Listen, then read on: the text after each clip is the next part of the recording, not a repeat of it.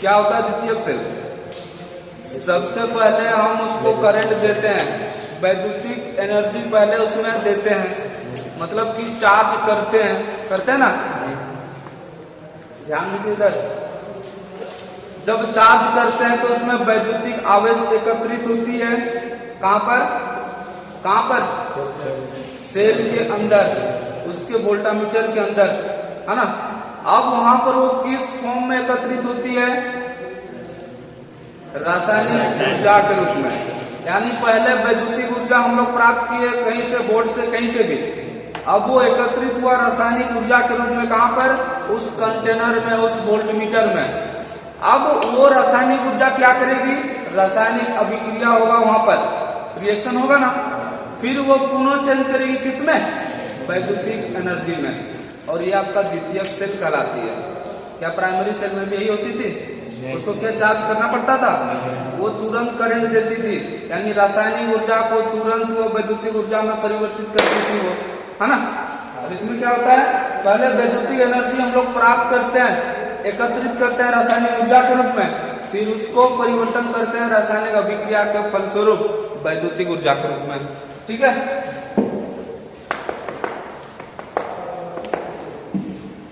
तो द्वितीयक सेल में हम लोग पढ़ेंगे फर्स्ट लेड एसिड सेल। लिखिए, लेड एसिड सेल।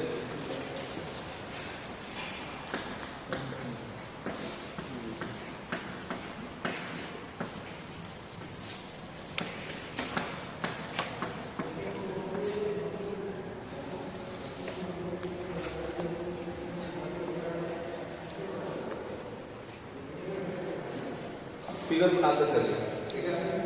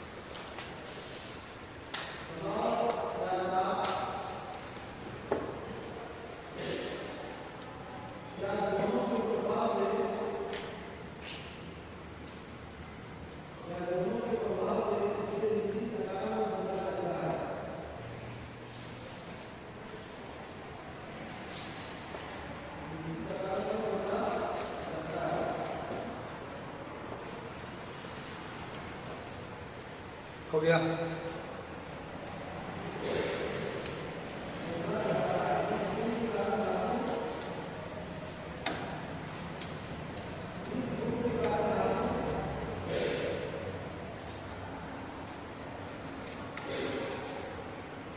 हो गया।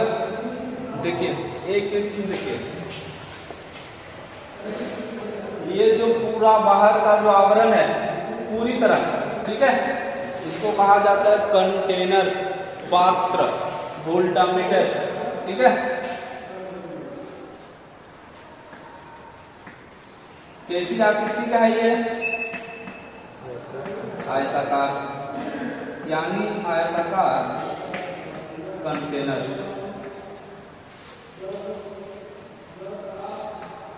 इसको कहा जाता है रेस्ट, रेस्ट देखने से पहले। और ये क्या है? वोल्टामीटर के अंदर क्या डाली जाती है? क्या? इलेक्ट्रोलाइट पदार्थ।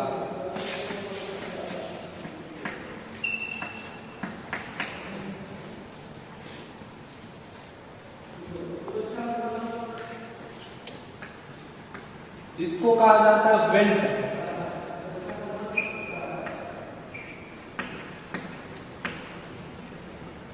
वेंट प्लग, वेंट प्लग, ठीक है।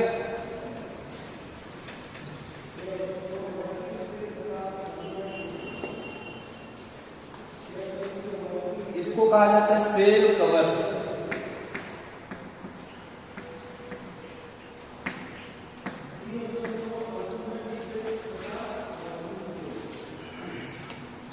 और देखिए देख लीजिए, ये जो सेल कवर को उसको टाइट रखने के लिए, मजबूती देने के लिए एक लगाया जाता है सीलिंग कंपाउंड।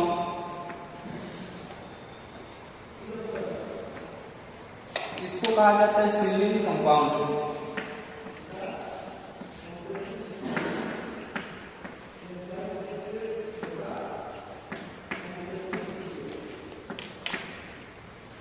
ठीक है।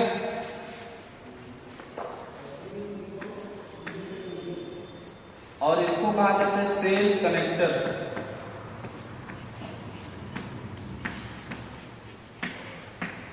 इसी में हम लोग वायर जोड़ते हैं ना, ये पॉजिटिव टर्मिनल हुआ, ये नेगेटिव टर्मिनल हुआ, वायर जोड़ते हैं ना, उसका नाम है सेल कनेक्टर।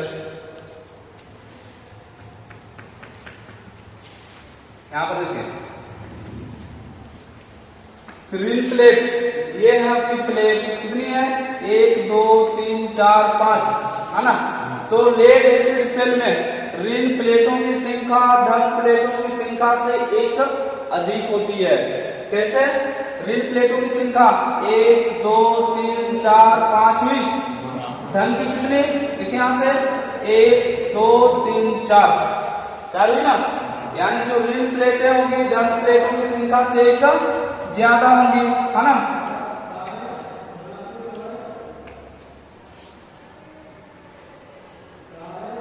तो ये है आपकी प्लेटें।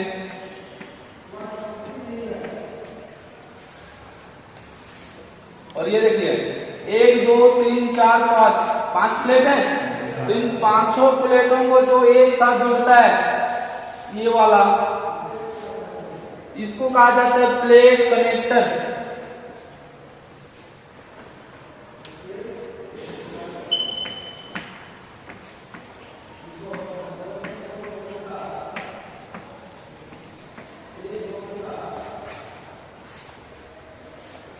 तो इतनी सारी बात आपको याद रखना पड़ेगा, ठीक है।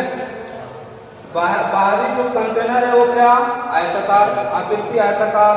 और नीचे बैटरी के नीचे देखिएगा, ये बैटरी है ना, यहाँ पे लाइन लगी हुई होगी इस टाइप से, देखिए हम देखो, उसको कहा जाता है रेस्ट, रेस्ट, है ना, वो होता है रेस्ट। और इलेक्ट्रोलाइट पदार्थ जानते हैं जो रासायनिक अभिक्रिया के तौर पर हम लोग डालते हैं उसमें, वो इलेक्ट्रोलाइट पदार्थ। ये प्लेटें कुछ धन प्लेटें कुछ ऋण प्लेटें। धन प्लेटों की संख्या ऋण प्लेटों से कम होगी, या तो कहिए कि ऋण प्लेटों की संख्या धन प्लेटों से एक ज्यादा होगी, है ना।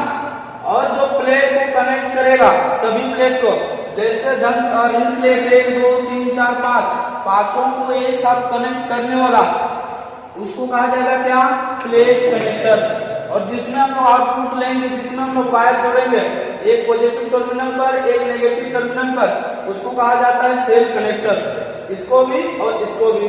ठीक है। दूसरा है बेंड प्लग। जब हम लोग चार्ज करते हैं लेड एसिड सेल को, इसकी बेंड प्लग को खोल देते हैं कि नहीं, खोलते हैं, देखिएगा, ताकि उसमें जो गैस उत्पन्न हो चार्जिंग के दौरान वो निकल पाए, निकलता है हाइड्रोजन गैस, समझ रहे हैं।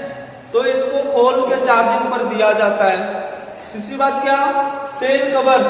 अब पूरी सेल को ढकने के लिए ऊपर में तो कवर चाहिए ना, कवर चाहिए, तो ये होता है आपका सेल कवर। और सेल कवर को फिट रखने के लिए लगाया जाता है क्या, सीलिंग कंपाउंड। ठीक है। तो लेड एसिड सेल में आपसे क्वेश्चन पूछेगा कि इनमें से कौन लेड एसिड सेल के मुख्य भाग है, मुख्य भाग है। ठीक है। और ये हो सकता है 3 दे दे, चौथा कुछ दूसरा दे दे, 3 दे दे, चौथा कुछ दूसरा दे दे, तो उसके लिए आपको जानकारी लिखनी पड़ेगी कि नहीं, है ना। तो ये साइड लिखेंगे, आप लिखिए बगल में एक एक नाम। 1 नंबर पर लिखिए आयताकार कंटेनर, 2 नंबर पर रेस्ट, 3 नंबर पर इलेक्ट्रोलाइट्स, 4 पे प्लेटें, 5 पर प्लेट कनेक्टर, 6 पे सेल कनेक्टर, 7 पे बेंड प्लग, 8 पे सेल कवर और 9 पे सीलिंग कंपाउंड। इतनी सारी बात आपको याद रखना पड़ेगा लेड एसिड सेल में।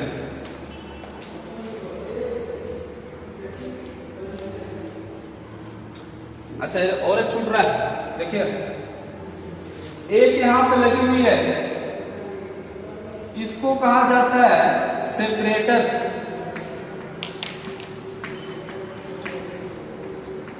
सेपरेटर, सेपरेटर का यूज क्यों करते हैं, क्यों करते हैं, देख लीजिए। एक है आपका ऋण प्लेट, एक है आपका धन प्लेट। यदि हम सेपरेटर का यूज नहीं करेंगे तो दोनों शॉर्ट सर्किट हो जाएगा कि नहीं। यानी सेपरेटर का यूज हम लोग करते हैं किस तौर पर, अचालक गुण बनाए रखने के लिए, ताकि जो धन प्लेटें हैं और जो ऋण प्लेटें हैं आपस में शॉर्ट सर्किट ना हो। समझे बात को।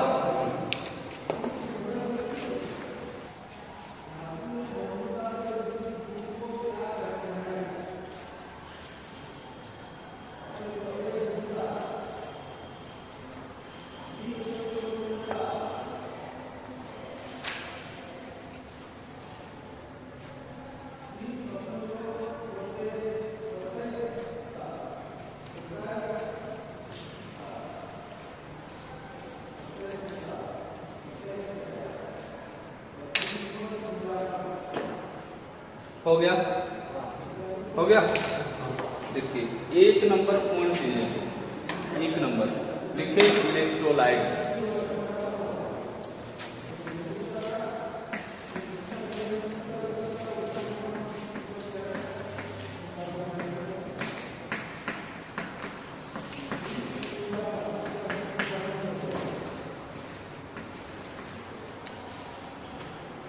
तो उससे पहले देख लीजिए, ये जो कंटेनर आपका बनी होगी ना कठोर रबर की, कठोर रबर की।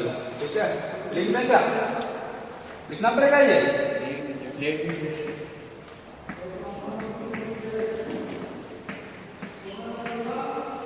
या तो ये दृढ़ रबर है ना, या तो फिर बनी होगी ये सेलुलोइड की।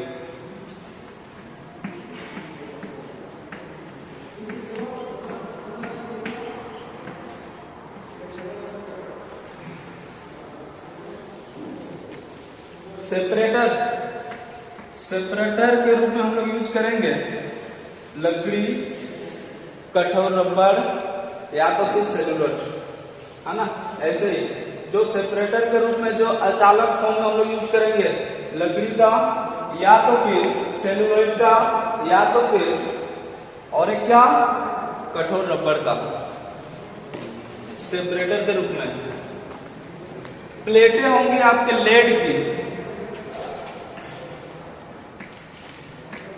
लेड मतलब शीशा, लेड मतलब शीशा।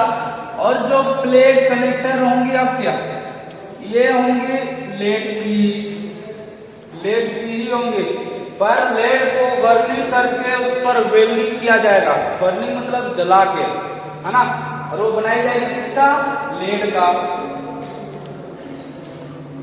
और कुछ नहीं है। और सेल कवर, सेल कवर भी आपका कठोर रबड़ का ही बनेगी। जो आपका कंटेनर जिससे बनी होगी सेल कवर भी उसी का बनी होगी, यानी कठोर रबड़ का। समझे बात को?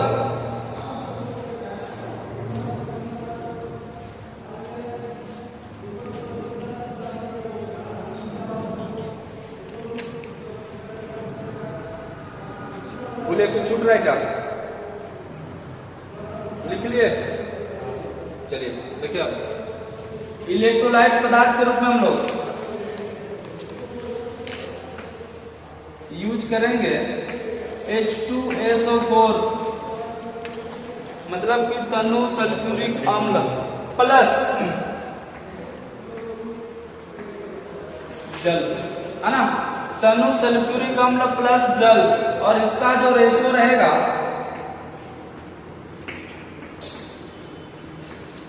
1:3, यानी तनु सल्फ्यूरिक अम्ल 1 तो जल 3। ठीक है, तो इलेक्ट्रोलाइट्स पदार्थ हम लोग इस तरीके से यूज करेंगे, क्या, तनु सल्फ्यूरिक अम्ल प्लस जल। देखते रहिए।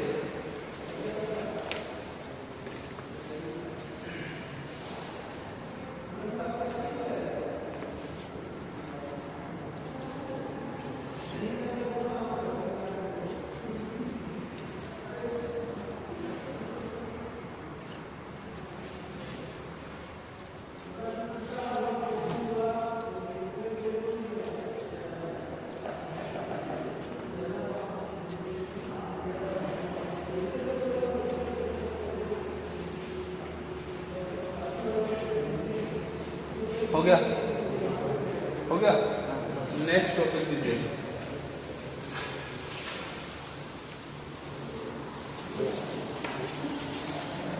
प्लेटों का क्रम।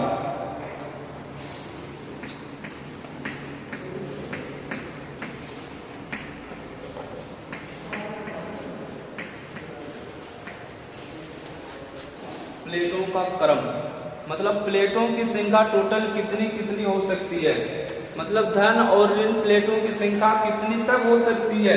ठीक है, तो याद रखना है इसका, 11 हो सकती है, 13 हो सकती है, 17 हो सकती है, फिर 21, फिर 23, फिर 25।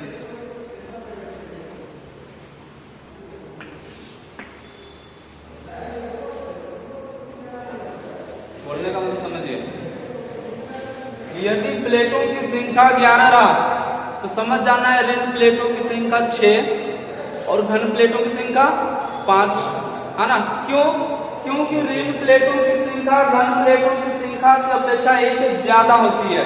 ठीक है, यदि प्लेटों की संख्या 13 यानी 13 रहा तो ऋण प्लेट कितनी होंगी, ऋण प्लेटों की संख्या कितनी होंगी, 7। धन यदि 23 रहा तो एक 12 तो दूसरा 11, 12 कौन रहेगा, जो ऋण प्लेटें होंगे। और धन कितना, 11, 11 दूना 22 और 23, है ना। यदि 25 रहा तो एक 12 दूसरा 13, 12 दूना 24 और 1 25। इस तरीके से होगा, यानी जो धन प्लेटें होंगी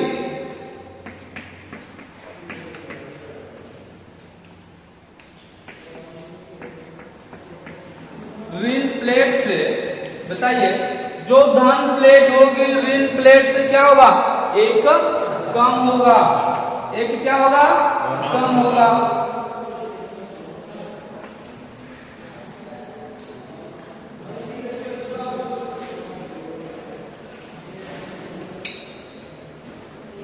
दूसरी बात,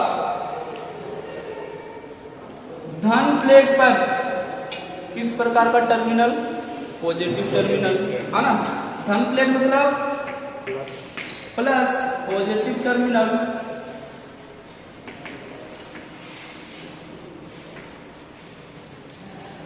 और धन प्लेट आपकी बनी होंगी, यहां पर बराबर लगा दीजिएगा, धन प्लेट आपकी बनी होंगी लेड पर ऑक्साइड की, PbO2 की। ठीक है,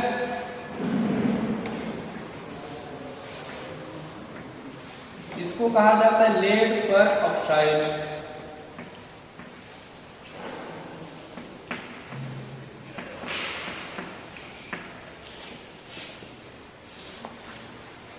समझे कि नहीं बात को? समझे कि नहीं बात को? जो धन प्लेट, यानी यहां पर आपकी जो धन प्लेटें हैं कितनी है? एक, तो इधर है ना, एक हुआ, दो हुआ, तीन हुआ, चार, है ना। जो चार प्लेटें आपकी बनी हुई है किसका? लेड पर ऑक्साइड का, यानी PbO2 का, है ना। दूसरी आपका रिन प्लेट,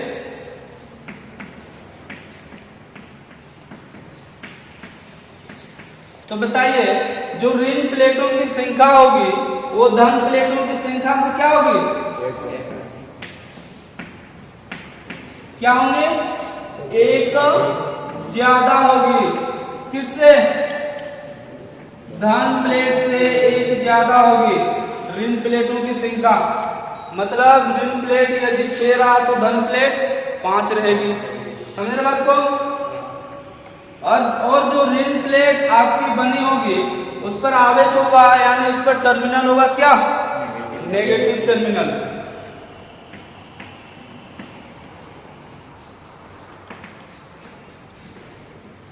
और ये बनी होंगी आपका Pb, यानी इसको कहा जाता है लेड, या तो फिर इसको कहा जाता है स्पंजी लेड।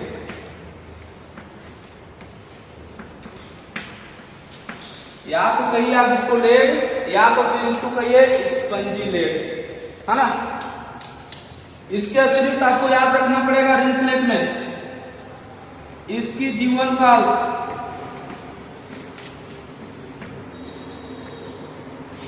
अधिक होती है। किसकी तुलना में? धन प्लेटों की तुलना में रिन प्लेटों की जो लाइफ होती है वो ज्यादा होती है, अधिक होती है।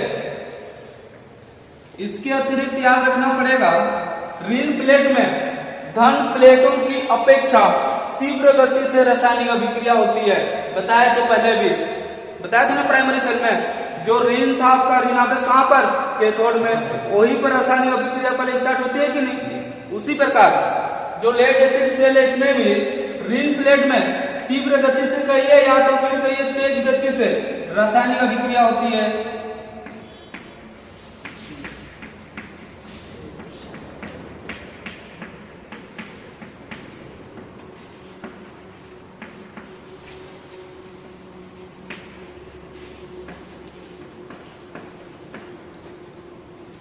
तो इतनी सारी बात धन और रिन प्लेट के बारे में याद रखना पड़ेगा आपको। ठीक है, उतारिए।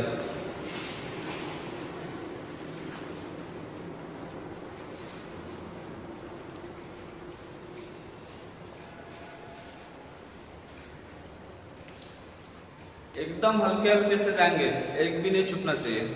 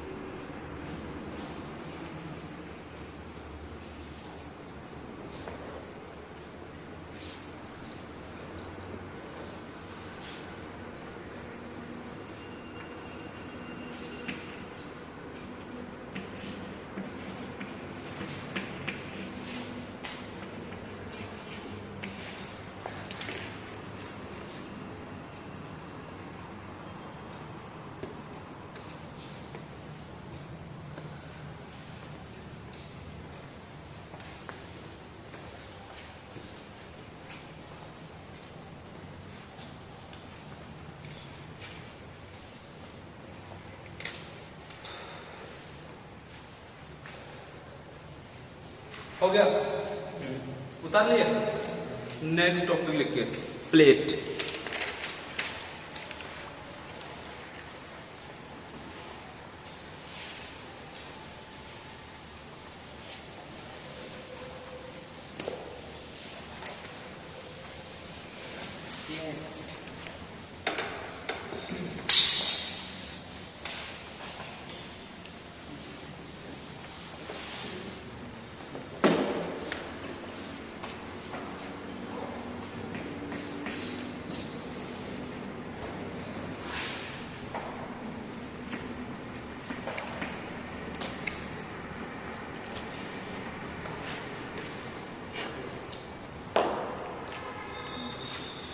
ठीक है, प्लेट, जो ये प्लेट है ना आपकी, ये जो धनात्मक और ऋणात्मक दोनों में जो प्लेट है ना, 6-4 करके, 6-4 नहीं 5-4 करके, ये बनी आपका शुद्ध लेड का, शुद्ध शीशा का, है ना, शुद्ध शीशा।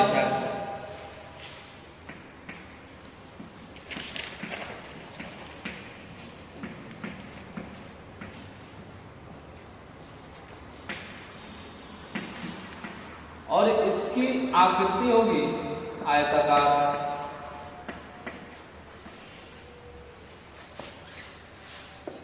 मतलब इस तरीके से, इस तरीके से, है ना, जितनी भी आपका प्लेट है ना अंदर, इस तरीके से आयताकार। देखिए, इसमें दो बात याद रखनी है आपको। जो प्लेटें होती है वो दो प्रकार की होती है। एक को कहा जाता है Plantae plate,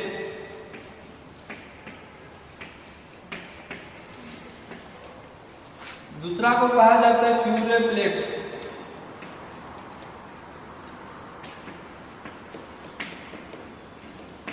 FAURE, Faure plate.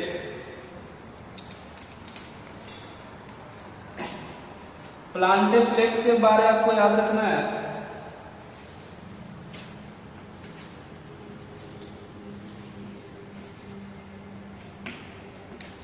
कि इस प्रकार के प्लेट में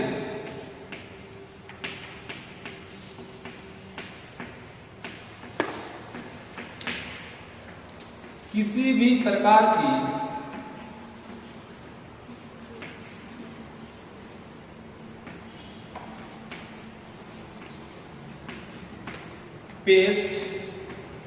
पेस्ट कहिए या तो फिर कहिए परत, पेस्ट या परत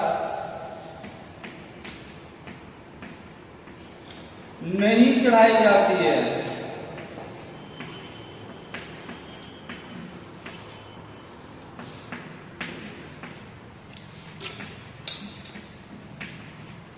ये चीज याद रखना पड़ेगा।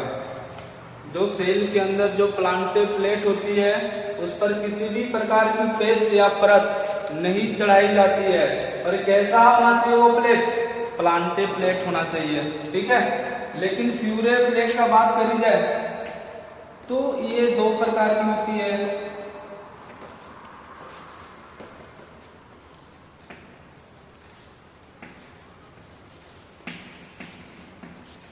एक होती है पॉजिटिव टर्मिनल, वो एक प्लेट होती है, और दूसरा होती है जो नेगेटिव है।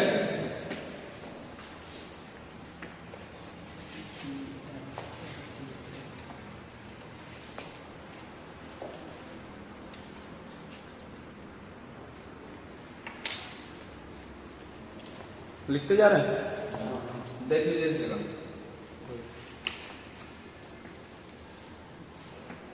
ठीक है। जो प्लांटे प्लेट है इसमें किसी भी प्रकार की पेस्ट नहीं चढ़ाई जाती है, समझ गए। लेकिन जो फ्यूरे प्लेट है उसकी जो पॉजिटिव टर्मिनल या तो फिर नेगेटिव टर्मिनल, पॉजिटिव टर्मिनल पर उसमें भी प्लेट होगी, नेगेटिव जो टर्मिनल है उसमें भी प्लेट होगी। पर जो पॉजिटिव टर्मिनल में मतलब कि इसमें जो 1 2 3 4 प्लेट जो लगी हुई है इसमें पेस्ट लगाई जाती है इस प्लेट में, प्लेट के चारों ओर। किसका पेस्ट? Pb3O4 प्लस H2SO4, बोलने का मतलब है कि रेड लेड प्लस तनु सल्फ्यूरिक अम्ल का, इसको कहा जाता है रेड लेड, और ये है आपका क्या, तनु सल्फ्यूरिक अम्ल। ठीक है, जो हमारी माताएं बहनें सिंदूर पहनती है ना, वो किस चीज का होता है, रेड लेड का, रेड लेड का। ठीक है, और दूसरा जो नेगेटिव टर्मिनल में जितने भी सेल जुड़ी होंगी आपका, वो होंगे स्पंजी लेड, यानी कि Pb प्लस H2SO4, Pb नहीं PbO, याद रखिएगा PbO।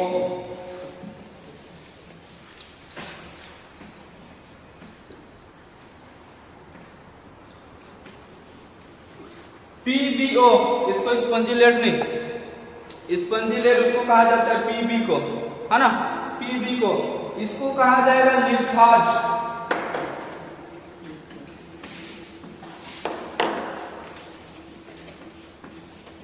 इसको कहा जाता है लिथाज, या तो फिर कहिए लेड ऑक्साइड। PbO मतलब लेड ऑक्साइड। ठीक है, तो फ्यूरेट प्लेट में जो पॉजिटिव टर्मिनल होती है, उसमें जो प्लेट लगी होती है, उस पर जो परत चढ़ाते हैं हम लोग, किसका, रेड लेड प्लस H2SO4 यानी तनु सल्फ्यूरिक अम्ल का, और जिससे हमें नेगेटिव टर्मिनल प्राप्त होती है, उसमें क्या, लिथाज कहिए या तो फिर लेड पर ऑक्साइड प्लस तनु सल्फ्यूरिक अम्ल का। इतना याद रखना पड़ेगा। उतारिए,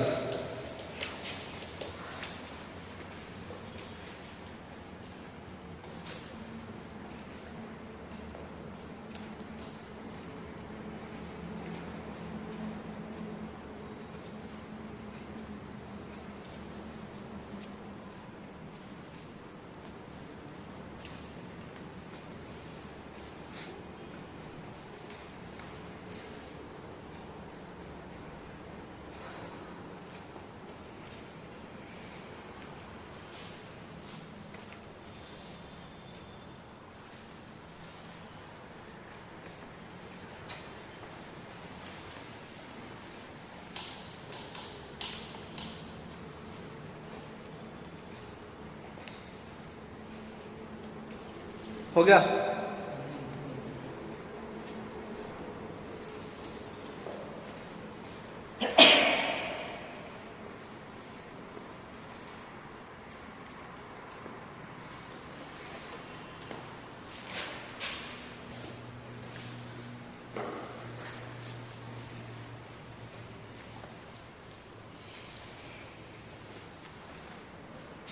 हो गया, हो गया।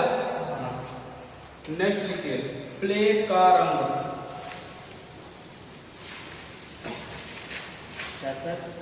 प्लेट का रंग,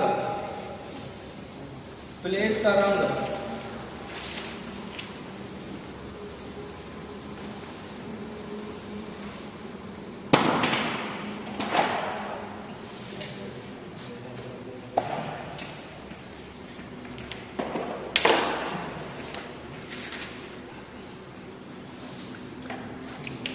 प्लेट का रंग चार्जिंग अवस्था में दूसरा होती है, और डिस्चार्जिंग अवस्था में, किसी भी सेल डिस्चार्जिंग अवस्था में है, कब कह सकते हम लोग, कब कहेंगे, जब उसको लोड से कनेक्टेड करेंगे, वो धीरे धीरे डिस्चार्ज होगा कि नहीं, है ना। और चार्जिंग अवस्था कब कहेंगे, जब उसमें चार्ज रहेगा, यानी उस सेल का जितना ईएमएफ है उतना रहेगा, तब उसको क्या कहेंगे कि अभी वो चार्जिंग अवस्था में है। ठीक है, पहले देखते हैं चार्जिंग अवस्था में।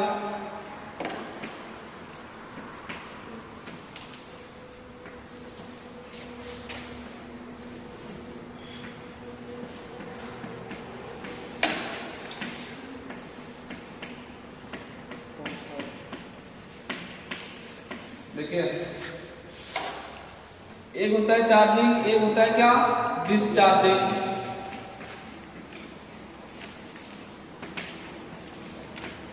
तो जो चार्जिंग अवस्था में प्लेट का रंग होगी, किसकी, धन प्लेट और ऋण प्लेट की, है ना। जो धन प्लेट का रंग होगी चार्जिंग अवस्था में वो होगा आपका भूरा कहिए या तो फिर चॉकलेटी। डायरी मिल्क खाया है, उसका कलर कैसा होता है? हाँ, कौन सुने हैं? हमें नहीं लगता है, नहीं लगता। आप पर तो बिल्कुल उम्मीद नहीं है। कैसा? डायरी मिल्क नहीं खाए आप? कोई कहे सब खाया होगा, ठीक है। उसका कलर क्या होता है? उसी को कहा जाता है चॉकलेटी या तो फिर ब्राउन होता है ना पूरा, वही हुआ। ये धन प्लेट का रंग हुआ। ऋण प्लेट का रंग होगा ग्रे। ग्रे कहिए या तो फिर कहिए इसको स्लेटी। स्लेटी, घूसर, वो भी नहीं जानेंगे। वैसा कलर यहाँ पे है तो नहीं बताएंगे। ग्रे कलर, हाँ सर याद कीजिए ग्रे, जिसको बोलते हैं ग्रे, उसको कहा जाता है घूसर या तो फिर कहते हैं स्लेटी।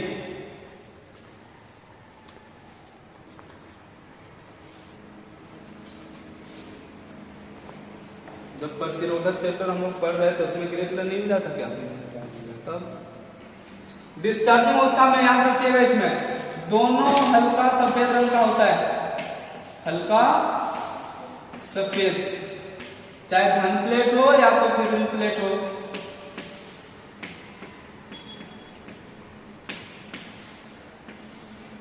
दोनों में चार्जिंग अवस्था में ब्राउन चॉकलेटी, धन प्लेट में, ऋण प्लेट का रंग क्या होगा? स्लेटी या तो फिर ग्रे कहिए। पर डिस्चार्जिंग में दोनों सेम रहेगा। कैसी कलर का? व्हाइट कलर का, हल्का सफेद कलर का।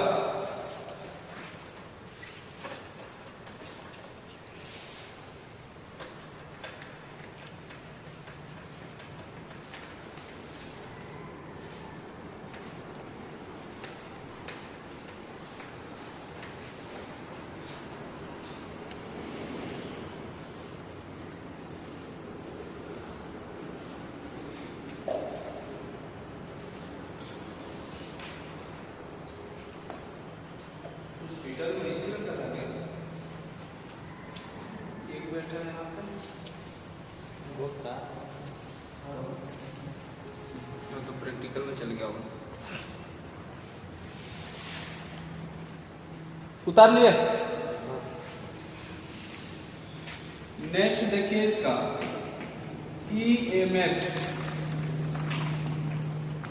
EMF मतलब इलेक्ट्रोमोटिव फोर्स, मतलब विद्युत वाहक बल, मतलब वोल्टेज, है ना। EMF देख लीजिए, जब lead acid cell without load में हो,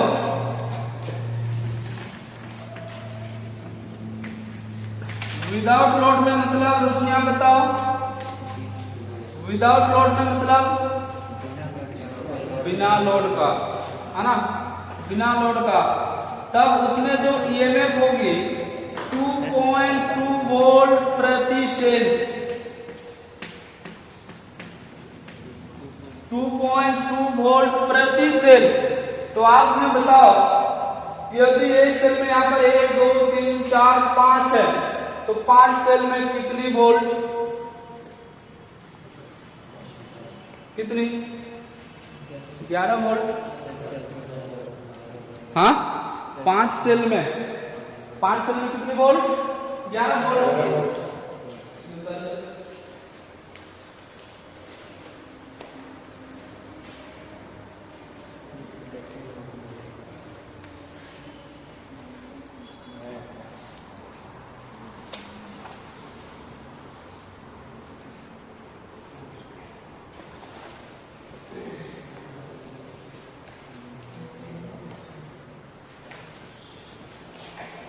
समझ में आया चीज? 2.2 वोल्ट प्रति सेल। तो यदि आपके पास 5 सेल हुआ तो 11 वोल्ट। उसी प्रकार वोल्टेज इसमें निर्माण किया जाता है लेड एसिड सेल में, ठीक है। लेड एसिड सेल है, एक बैटरी है, सेलों के समूहन को क्या कहा जाता है? बैटरी। नाम पड़ा क्या? Lead acid. क्या है? क्या चीज है?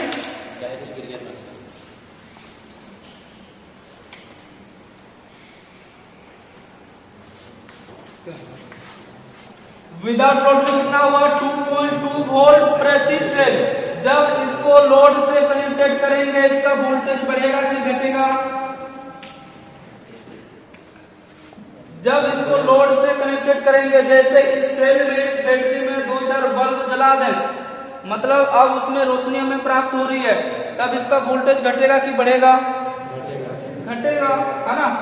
तब इसमें जो वोल्टेज होती है 2.0 वोल्ट, या समझिए बहुत सारा बुक अलग अलग दिया है, ये तो सेम है सबका 2.2 वोल्ट प्रति सेल, पर जो लोड की अवस्था में कोई बुक दिया है 2.0 वोल्ट, पर नेमी कहता है 1.8 वोल्ट।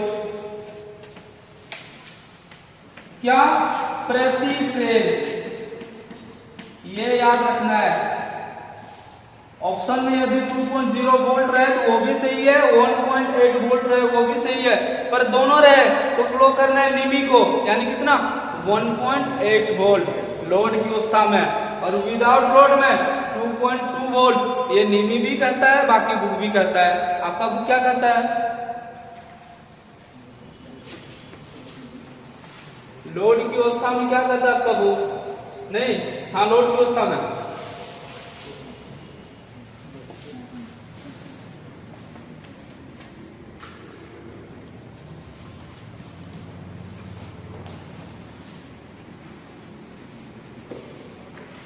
1.8 वोल्ट प्रति सेल। आपका बुक भी वही कहता है।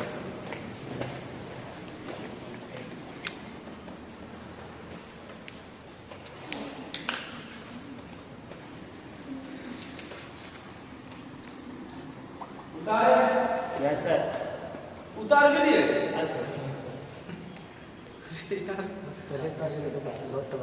अच्छा, लोड देना बाकी था, लोड दे दिए। चलिए नया टॉपिक लिखिए, यूजेज, उपयोग।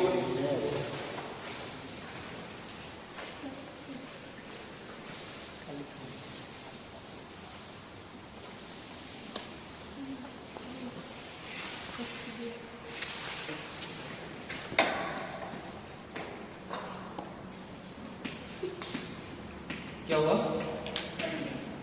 क्या हुआ? क्या हुआ? कोई दिक्कत है क्या? तो क्या दिक्कत है?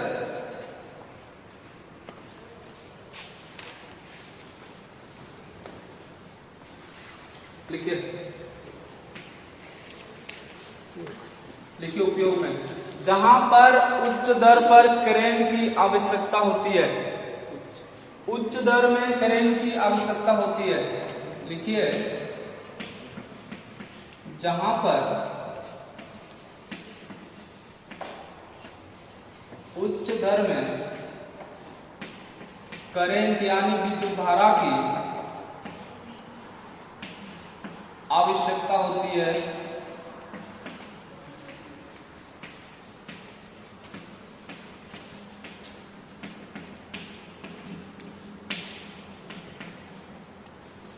जैसे ऑटोमोबाइल पर, मतलब जितनी भी गाड़ी, सब बस गाड़ी ये सब जितनी बनी है ना ऑटोमोबाइल, ऑटोमोबाइल पर एक है आपका इन्वर्टर पर,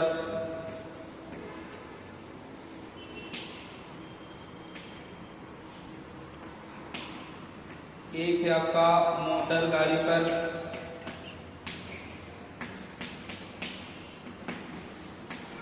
इसके अलावा एक मुख्य उदाहरण है रेलगाड़ी पर।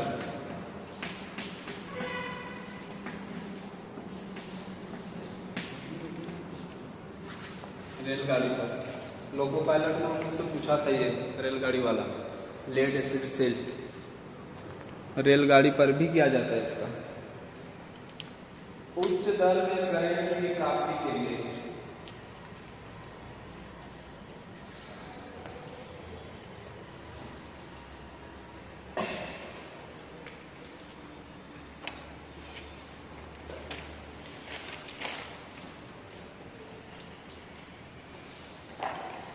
हो गया?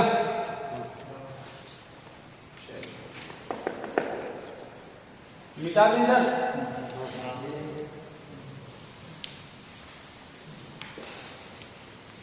अब आते हैं रासायनिक क्रिया पर। लिखे नया टॉपिक, रासायनिक क्रिया।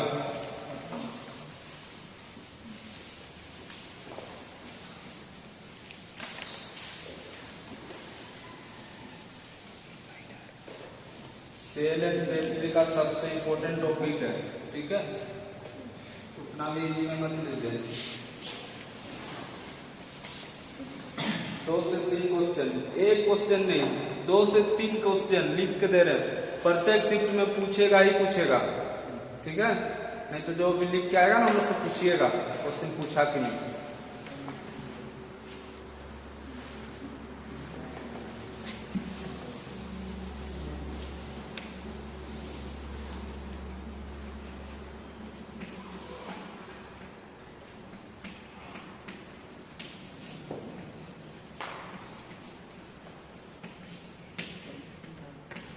रासायनिक क्रिया है ना, इसकी रासायनिक क्रिया 4 चरणों में संपन्न की जाती है।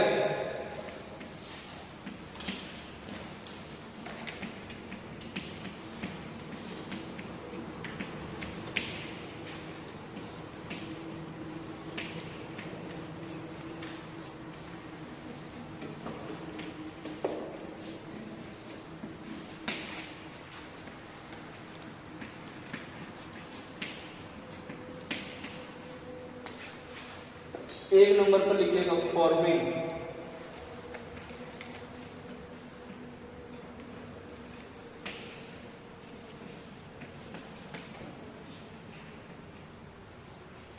फॉर्मिंग लिख लिए। जैसे लेड एसिड सेल का कहीं पर निर्माण हुआ किसी कंपनी में, ठीक है? तो कंपनी तो चार्ज करके देगा नहीं आपको, कंपनी किसी विक्रेता को देता है। तो विक्रेता जो फर्स्ट बार रिएक्शन कराता है, चार्ज नहीं करता है, रिएक्शन यानी अभिक्रिया करता है। वो क्या करता है? एक दूसरे डीसी वोल्ट की सहायता से उस पर रासायनिक अभिक्रिया कराता है चार्जिंग के तौर पर। उसी को कहा जाता है क्या? फॉर्मिंग। और ये कार्य करता है विक्रेता, जो उस सेल को बेचता है प्रथम बार। समझ बात को? यानी फॉर्मिंग क्रिया कौन करता है? विक्रेता।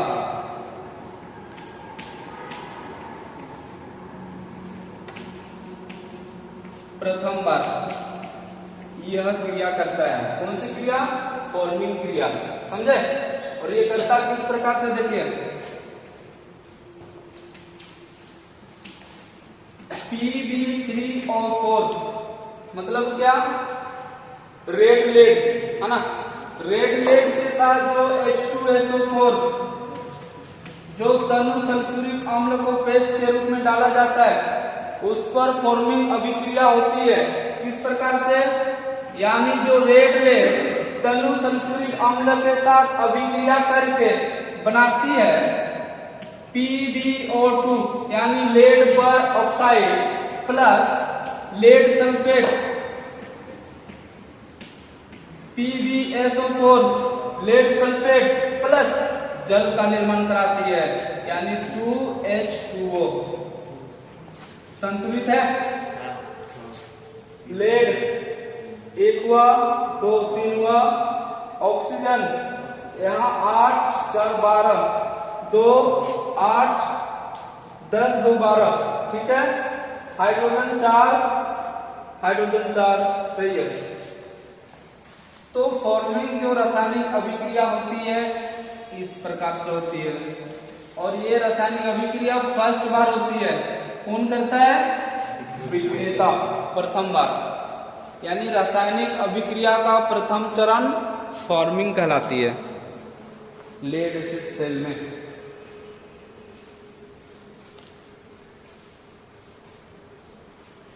कौन पॉइंट किस रहे हैं?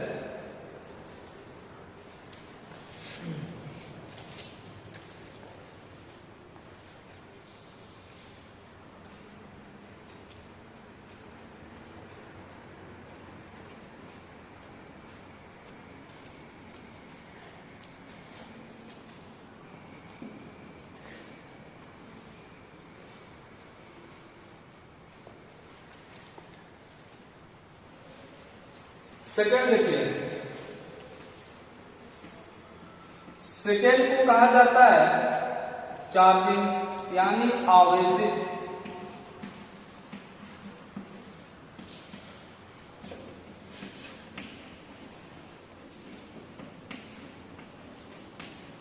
चार्जिंग, ध्यान दीजिए, चार्जिंग पर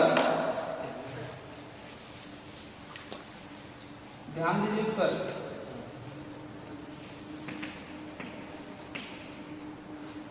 चार्जिंग अवस्था में जब आपका बैटरी होगा यानी फुल चार्ज की अवस्था में, है ना, तब उसमें एनोड यानी जो धनात्मक टर्मिनल होगा और दूसरा क्या कैथोड यानी जो ऋणात्मक टर्मिनल जिसमें होगी, मतलब ऋणात्मक प्लेटें का जो उससे जोड़कर बनाएगी इसको कैथोड, और एक एनोड। एनोड में कैसा आवेश, कैसा टर्मिनल, पॉजिटिव, कैथोड में नेगेटिव। तो आवेशित यानी कि चार्जिंग अवस्था में जब बैटरी आपका फुल चार्ज रहेगा तब एनोड आपकी बनी होंगी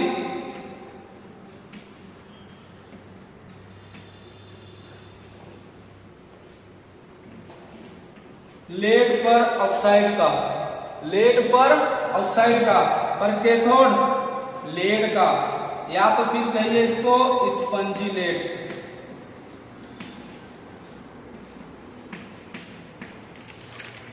स्पंजी लेड, ठीक है।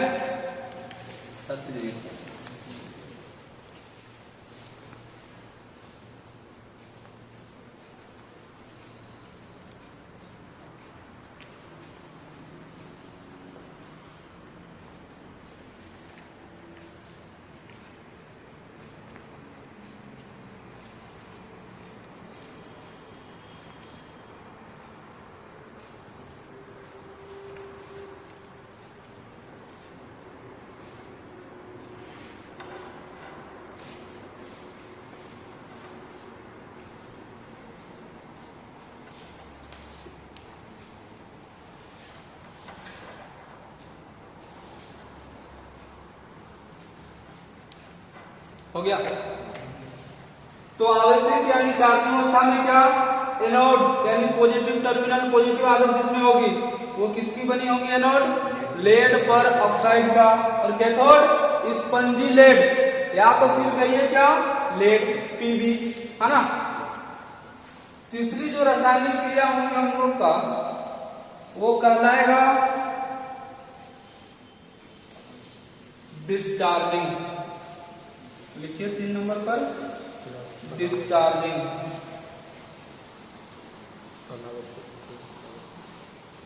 अनावेशित नहीं, उसको नीमी कहता है विसर्जित, विसर्जित।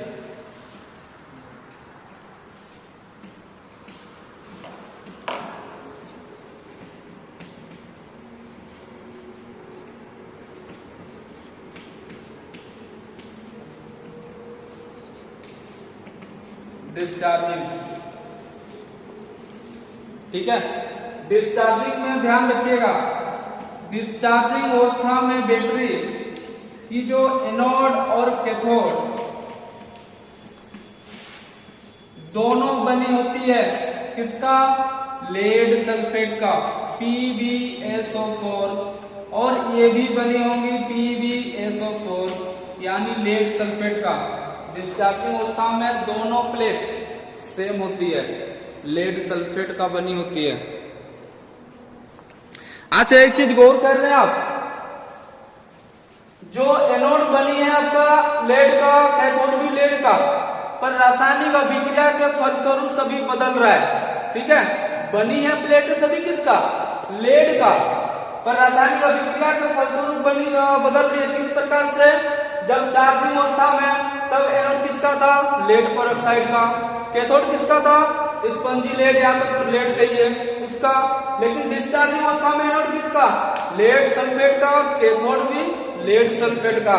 लेकिन डिस्चार्जिंग के बाद जब उस बैटरी को पुनः चार्ज करेंगे, मतलब कि रिचार्जिंग कहिए उसको, जो चौथी रासायनिक क्रिया हम लोग का लेड एसिड सेल में होंगी उसको कहा जाता है रिचार्जिंग, यानी कि ये पुनः आवेशित, है ना।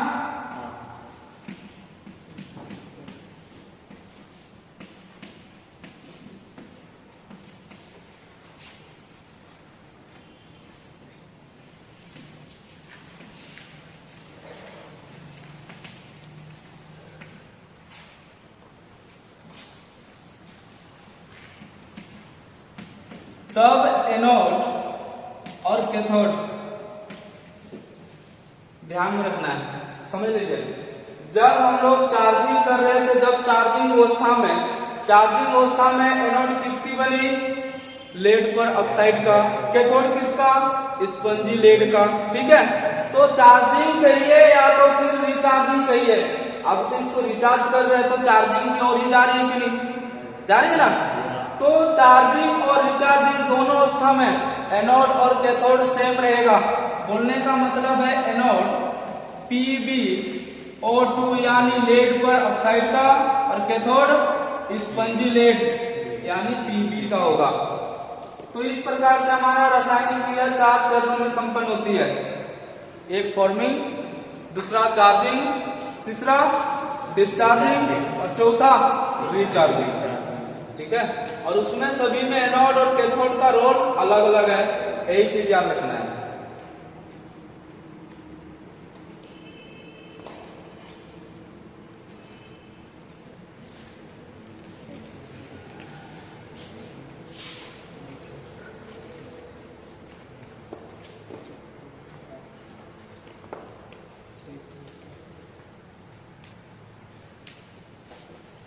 उतर लिए। चलिए नेक्स्ट लिखिए आपेक्षिक घनत्व।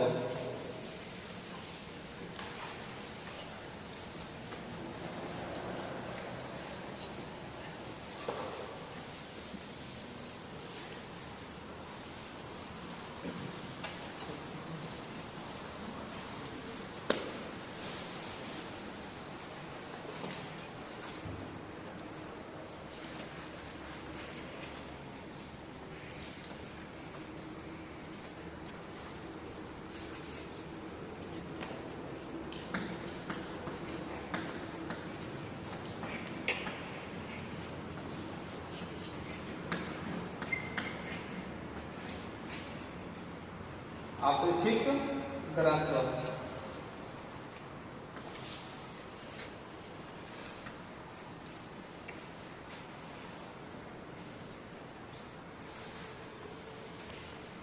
इसको कहते हैं स्पेसिफिक डेंसिटी।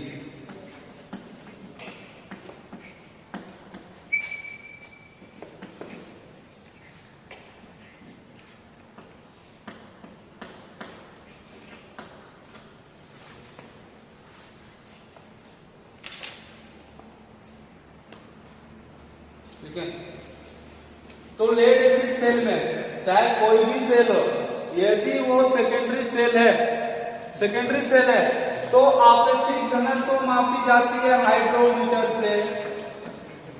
सुने होंगे, 10th में पढ़े भी होंगे या तो फिर इंटर में भी। किससे मापी जाती है? हाइड्रोमीटर से। और आपेक्षिक घनत्व का यूनिट होती है यानी मात्रक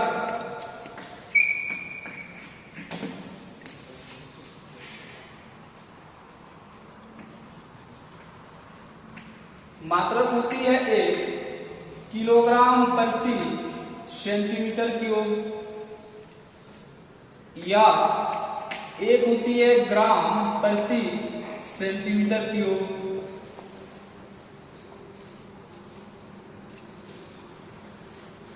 तो विमल आप हमें बताओ, यदि किलोग्राम प्रति सेंटीमीटर क्यूब है, बोलने का मतलब किलोग्राम ऊपर है नीचे सेंटीमीटर क्यूब है, तो आप हमें बताओ आपेक्षिक घनत्व का सूत्र क्या होना चाहिए? कोई बता सकता है? ऊपर में यदि किलोग्राम है, नीचे में यदि सेंटीमीटर क्यूब है, कोई बता सकता है क्या हो सकता है सूत्र? मास बट्टा मास बाय मीटर क्यूब आयतन। आयतन समझे क्या होता है? क्या होना चाहिए? यदि ऊपर में किलोग्राम है तो जो आपेक्षिक घनत्व का सूत्र होगा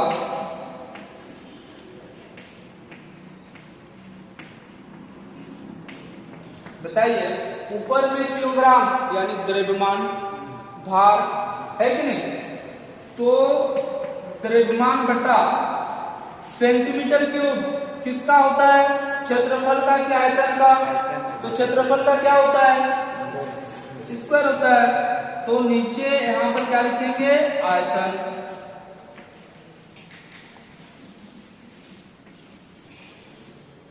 इतनी सारी बात याद रखना पड़ेगा आपेक्षिक घनत्व में।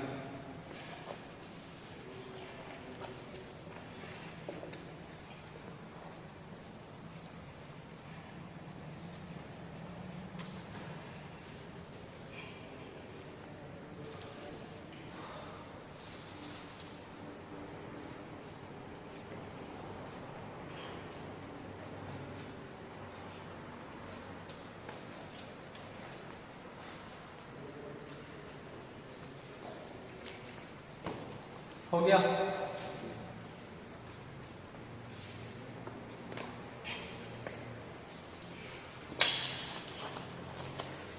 हो गया?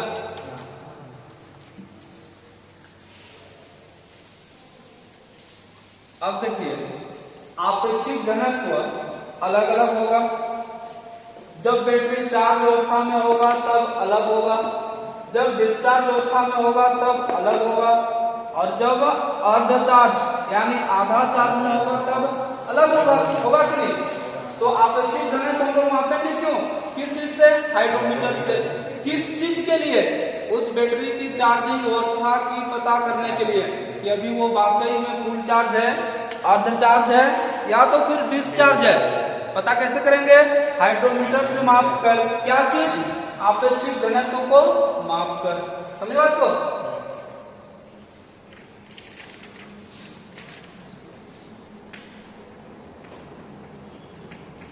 लिखिए स्टेट ऑफ चार्ज, मतलब कि चार्ज की अवस्था। दूसरा लिखिए स्पेसिफिक डेंसिटी,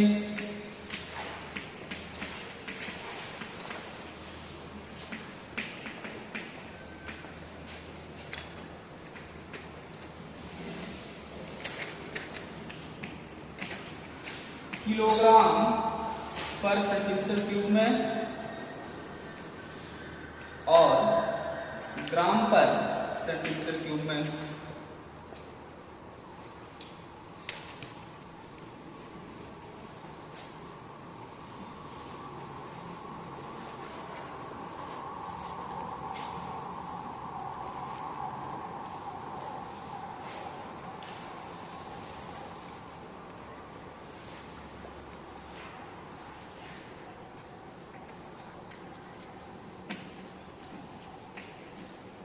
एक नंबर पर लिखिए फुल चार्ज।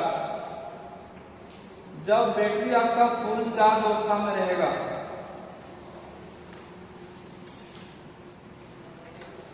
तब आपको कैसे पता चलेगा कि फुल चार्ज अवस्था में है? तो क्या करेंगे? उसका आपेक्षिक घनत्व मापेंगे। किस चीज से? हाइड्रोमीटर से।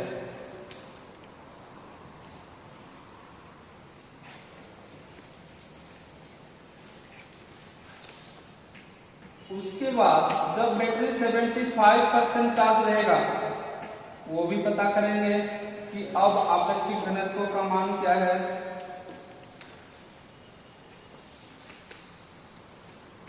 इसके अलावे जब 50% चार्ज रहेगा यानी अर्ध चार्ज,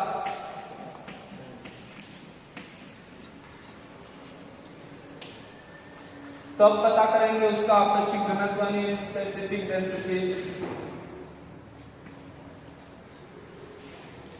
और जब 25% रहेगा चार्ज तब भी पता करेंगे आपेक्षिक घनत्व का मान।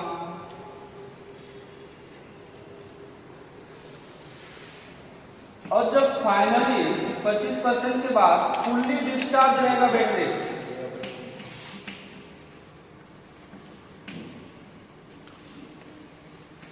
तब पता करेंगे कि जब बैटरी पूरी तरह से डिस्चार्ज है तब उसका आपेक्षिक घनत्व यानी स्पेसिफिक डेंसिटी का मान क्या होता है।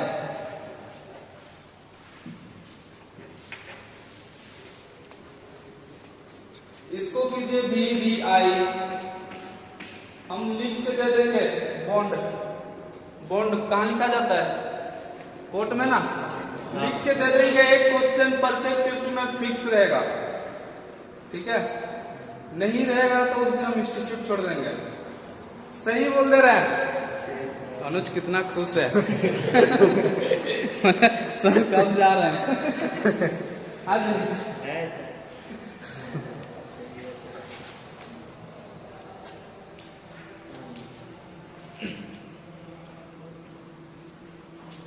बहुत ही इंपॉर्टेंट है, बहुत ही। क्या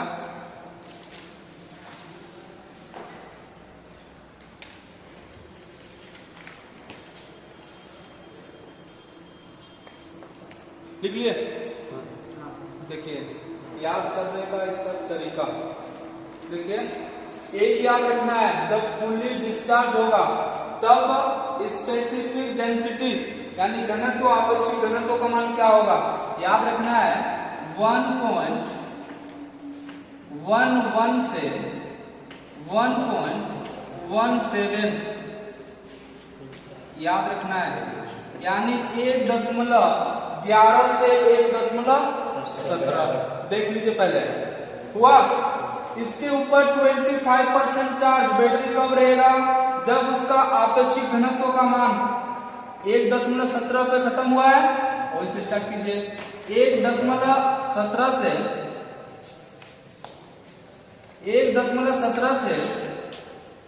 1.20 3 का इंक्रीज हुआ, 1.20 हुआ। अब यही से 1.20 से 1.23 समझ रहे बात को। अब जब 75% चार्ज रहेगा बैटरी, तब हम हाइड्रोमीटर से उसका स्पेसिफिक डेंसिटी मापेंगे, तब क्या दर्शाएगा वो 1.23 से 1.25। ये ध्यान रखना है, यहाँ पर 26 नहीं हुआ, 25 हुआ, ठीक है। और जो फुल चार्ज की अवस्था में रहेगा, हम लोग चार्ज करना जब उसको छोड़ देंगे, कैसे छोड़ देंगे, हाइड्रोमीटर से माप कर। कब, जब उसका अपेक्षित घनत्व का मान 1.25 से 25 नहीं 2.5 के लिए 1.28, ये रहा आपका फाइनली बात, याद रहेगा। यानी फुल चार्ज कब कहेंगे, जब हाइड्रोमीटर में हमें दर्शाएगा क्या 1.25 से 1.28 यूनिट, क्या किलोग्राम प्रति सेंटीमीटर क्यूब। और यदि यही चीज पूछे ग्राम प्रति सेंटीमीटर क्यूब में, तो आप हमें बताओ 1.25 को ग्राम में क्या लिखेंगे, 1.25 ग्राम को क्या, किलोग्राम को ग्राम में कन्वर्ट करेंगे तो क्या लिखेंगे, अरे भाई साहब 1.25 अभी ग्राम में है, सॉरी किलोग्राम में है कि नहीं। यदि इसको ग्राम में चेंज करेंगे, क्या करना है 1.25 लिखेंगे, किलो की जगह पर मान बिठाओ ना। किलो का मान क्या होता है, डेका हेक्टा किलो, किलो का मान 10 का पावर 3, क्या पढ़ते हो यार, वो भी याद नहीं है, 10 का पावर 3 ग्राम हुआ। बताओ यदि 1.25 उसके बाद लगा दे 1, 2, 3 ग्राम। अब बताओ जब इसको गुना करके लिखेंगे 1, 2, 5, 1, 2, 3 ग्राम, 2 के बाद दशमलव तो 2 के बाद दशमलव, यानी हमारा निकल गया है कितना 1250 ग्राम। कर सकते हैं कि नहीं, कर सकते हैं। तो यहाँ पर हमारा क्या होगा, ग्राम में 1250 से क्या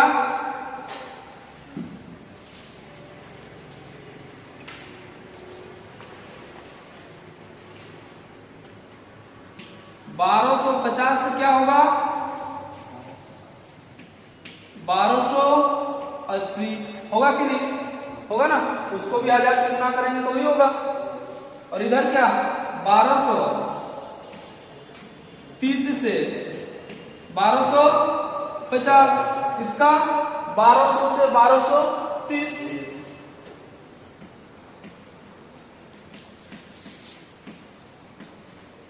और इसका 1170 से 1200, फिर क्या 1110 से 1170। इस तरीके से याद रखना पड़ेगा, वरना ऐसे याद नहीं रहेगा। तरीका से ही याद करना पड़ेगा इसको। बताइए